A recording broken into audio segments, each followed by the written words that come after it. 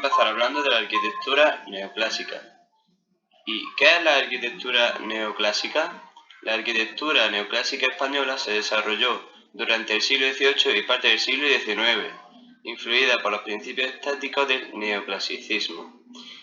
Este estilo arquitectónico surgió como una reacción al estilo barroco exuberante y ornamentado que había predominado en Europa durante los siglos anteriores. Algunas características de este estilo son la sobriedad y simetría. Los edificios neoclásicos españoles solían ser simétricos y mostraban una sobriedad en su diseño. Se buscaba una armonía visual y una racionalidad en la disposición de los elementos arquitectónicos. Otra característica es el orden y la proporción.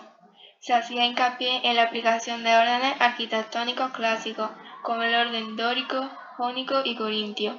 Estos órdenes siguen los principios de proporción y simetría establecidos por los arquitectos clásicos.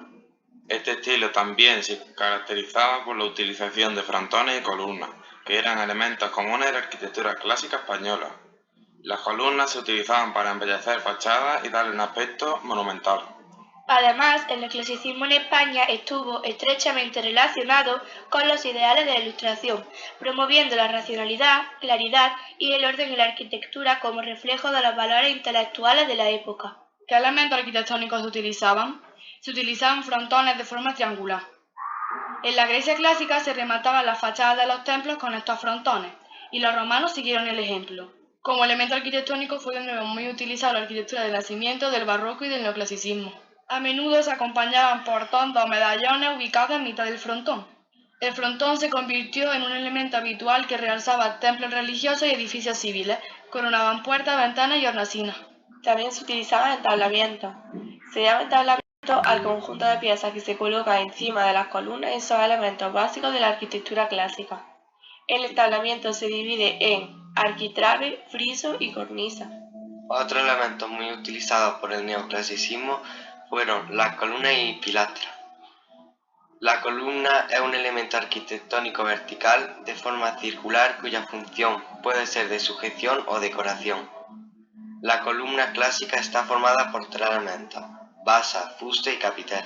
La base es la parte inferior de la columna que sirve de apoyo al fuste y está formada por molduras. El fuste es el cuerpo de la columna entre la base y el capitel y puede aparecer liso o estriado. El capitel es el elemento que se coloca encima del fuste y que recibe la carga del entablamento o de un arco que se apoya en él.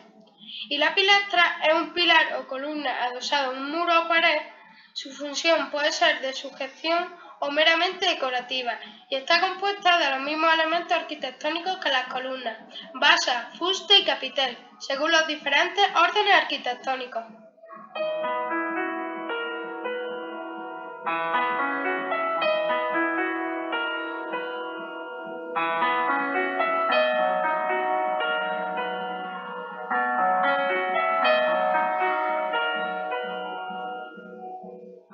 El arquitecto de la iglesia es Buenaventura Rodríguez Tizón, más conocido como Ventura Rodríguez. Nació el 14 de junio en Cienpozuelos, Madrid. Su padre era Antonio Rodríguez Pantoja y su madre Jerónima Tizón de Espinosa. Su padre trabajaba como alarife en la zona toledana y profesor de arquitectura en la Obra Real de Aranjuez. Ventura Rodríguez fue un arquitecto con raíces castellanas que no se formó en Italia. Aprendió en los libros la moderna arquitectura europea y la influencia del estilo clásico de Bernini y Borromini. Falleció el 26 de agosto de 1785, enterrado en la iglesia de San Sebastián en Madrid.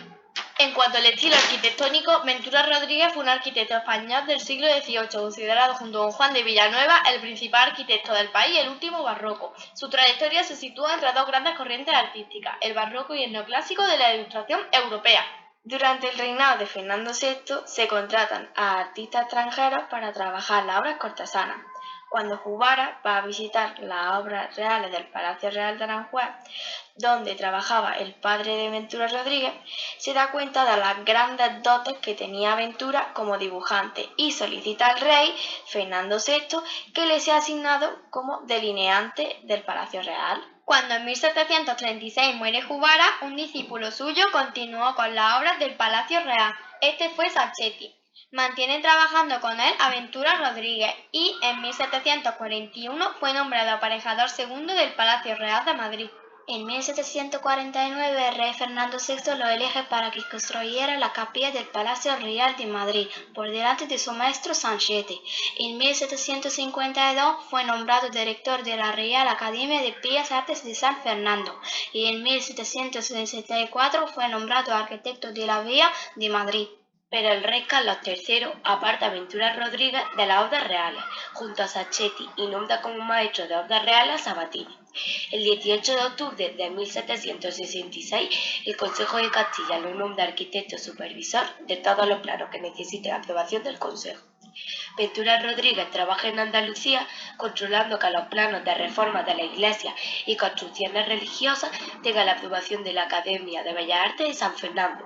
Ventura Rodríguez construyó monumentos por toda España.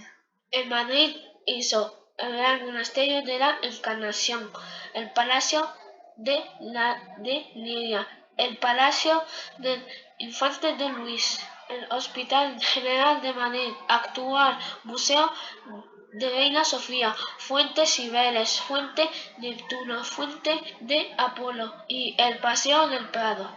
En Granada destaca la Iglesia Mayor de Loja, la Iglesia de Vélez de Benogalla, la Iglesia de Algarinejo, la Iglesia de Cájar, la Iglesia de Molvízar, la Iglesia de Talará, la Colegiata de la Encarnación de Santa Fe y la Iglesia de la Encarnación de Montefrío.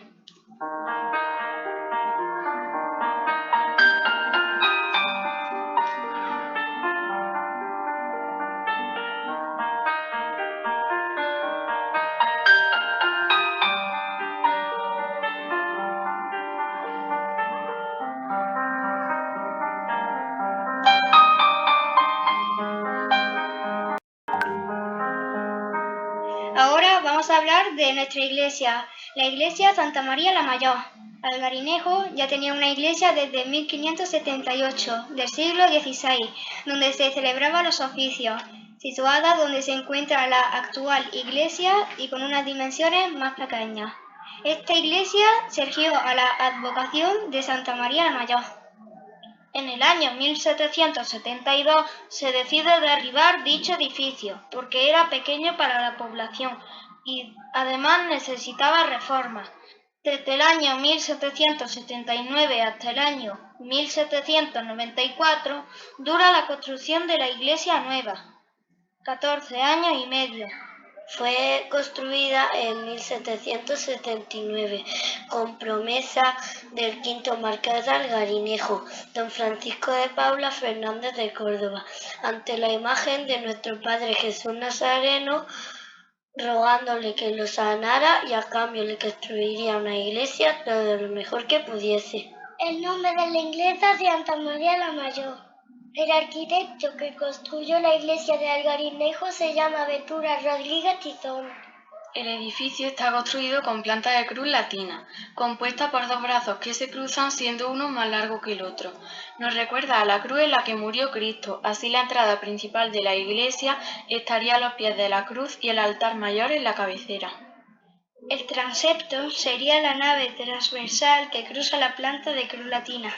El crucero es donde se cruza la nave transversal y la nave central. El crucero está marcado por 4 arcos torales de medio punto y encima se levanta una gran cúpula de ladrillo. La iglesia tiene 3 naves, todas ellas realizadas con piedra de cantería. La nave central es la más importante tanto por su altura como por su anchura. La nave central está separada de la nave lateral por pilares cruciformes simples y cuya base tiene forma de cruz. Sobre estos pilares descansan arcos de medio punto que sirven para aliviar el peso de la bóveda de medio cañón. Las naves laterales están situadas a ambos lados de la nave central y en ellas se sitúan una serie de capillas separadas de la nave central por pilares cruciformes y cubiertas por cúpulas construidas de ladrillo. Los pilares cruciformes también se llaman pilares exentos, porque los podemos rodear y sirven para soportar el peso de las cubiertas. Los pilares adosados son también elementos de sujeción que están adosados a los muros y que sirven para soportar también el peso de las cubiertas. Finalmente, el arco de medio punto es un elemento de influencia clásica que se utiliza como elemento decorativo. También es un elemento de sujeción que tiene forma de semicírculo y su utilización es esencial en la construcción de cubiertas abovedadas.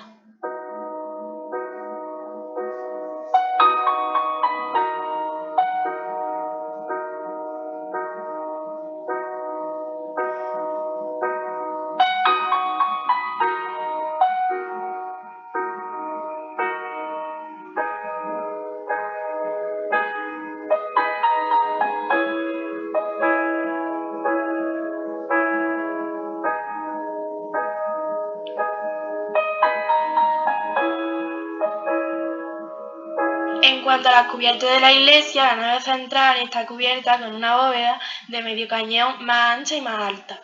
Esta bóveda de cañón tiene arcos fajones, que son arcos de medio punto que refuerzan la bóveda de cañón y descargan la fuerza sobre los pilares cruciformes. La bóveda está construida en ladrillo para aliviar su propio peso. Las naves laterales están cubiertas con pequeñas cúpulas construidas de ladrillo. Delante de la capilla mayor y justamente en el espacio que ocupa el crucero se levanta la gran cúpula central hecha de ladrillo. Esta cúpula descansa sobre los 4 arcos torales de medio punto que delimitan el crucero. Uno de los materiales más utilizados es el sillar, bloque de piedra tallado por todas sus caras. Sillares a soga es cuando colocamos el sillar de forma horizontal, necesitando 2 o más sillares para cubrir el espesor de los muros. Sillar a tisón es cuando colocamos el sillar en vertical, ocupando así la profundidad del muro. Aparte de los sillares, también se han utilizado otros materiales en la construcción de la iglesia, como ladrillos para las bóvedas y tejas de barro para los tejados.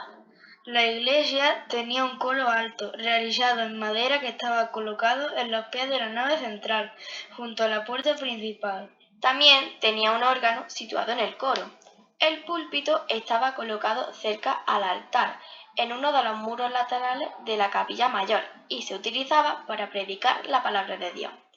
Tanto el coro, órgano y púlpito no se encuentran en la actualidad en la iglesia. La capilla mayor tiene una planta rectangular precedida por un gran arco toral de medio punto y cubierta con una bóveda de medio cañón. Antiguamente este espacio estaba cerrado por una verja de hierro perfectamente labrada que ya no existe. En el centro de la capilla mayor está colocado el altar, que tiene un tabernáculo cubierto con una media esfera sostenida por columnas dóricas. En los pilares donde descansa el arco toral que da acceso a la capilla mayor están colocados los 2 patrones del Garinejo, Santa Ana con el Niño y San Dionisio. En la pared central de la capilla, en la parte superior, nos encontramos con 2 pinturas de los apóstoles Pedro y Pablo, que representan a los padres de la iglesia. En un orden más bajo están las iconografías de San José con el niño que representa al Padre de Jesucristo y San Francisco de Asís con un crucifijo que simbolizaría al creador de la orden franciscana y representaría los valores católicos como la pobreza, obediencia y amor al prójimo. A un lateral de la capilla mayor está situada la capilla de nuestro Padre Jesús Nazareno, la cual está separada de las naves de la iglesia por una cancela de hierro que fue construida en el 1954, utilizando el hierro de la verja que cerraba el altar mayor. Es una planta rectangular, toda realizada en piedra de cantería y cubierta por una cúpula de ladrillo. En uno de los laterales está situado el retablo donde se encuentra la imagen de nuestro Padre Jesús Nazareno. En esa misma pared hay una pequeña puerta que accede a la parte alta de la cúpula y a un balcón con balaustra que accede a la capilla mayor. La sacristía es de planta rectangular, toda realizada en piedra de cantería y cubierta por una cúpula de ladrillo.